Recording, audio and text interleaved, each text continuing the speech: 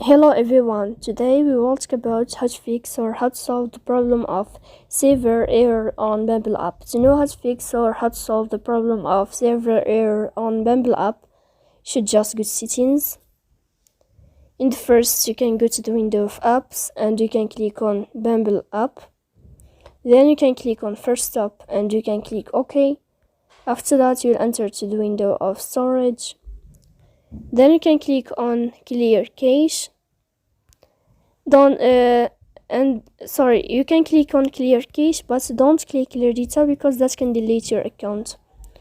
And in the end, you can go to Play Store. You can search about Bumble dating app, meet and date, and you can update your app here to fix that problem you have.